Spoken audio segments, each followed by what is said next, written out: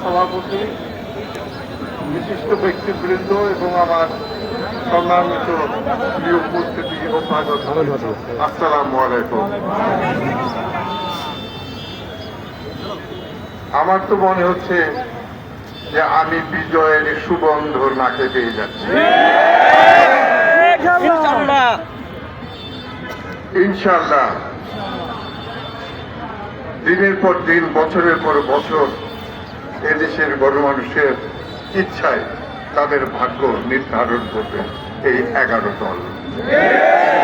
মনে রাখবেন, এই 11 দলের নির্বাচিত সরকার, এই দল, এই জোট বর্তমান বাংলাদেশের রাজনৈতিক পাওয়ার হাউস।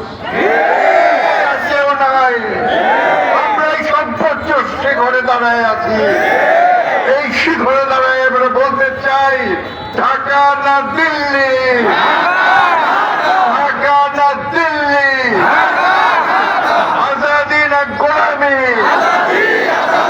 আজাদি না গোলামি। আলহামদুলিল্লাহ, ফ্যামিলি কার্ডে কোনো লাভ হবে না। এই লক্ষ কোটি জনগণ লাল কার্ড দেখিয়ে দিয়েছে। লাল কার্ড দিয়ে বাড়ি চলে যান, বেশি খোঁচাখুচি করবেন না। আমরা সেমিফাইনাল খেলে এসেছি 24-এ, আগামী 12 তারিখে আমরা ফাইনাল খেলা খেলব। ফাইনাল খেলাতে যদি খোঁচাখুচি করেন, গুতাগুতি করেন, এক ঝটকায় দিল্লিতে পাঠায় দেব। যারা জীবন দিয়েছে, হযরত মাওলানা দেলোয়ার হোসেন সাইদ থেকে শুরু করে যারা নিহত হয়েছেন, তাদের স্বপ্নের বাংলাদেশ গড়তে হবে, তাদের আকাঙ্ক্ষার বাংলাদেশ গড়তে হবে। যারা প্রাণ হয়েছে, সেই স্বপ্নটুকু মনে রাখবেন, মনে রেখে একটু হ্যাঁতে ভোট দিন। সবাইকে হ্যাঁতে ভোট দিতে বলবেন। তারা তাদের জীবনটা শেষ করে দিয়েছে আমাদের জন্য।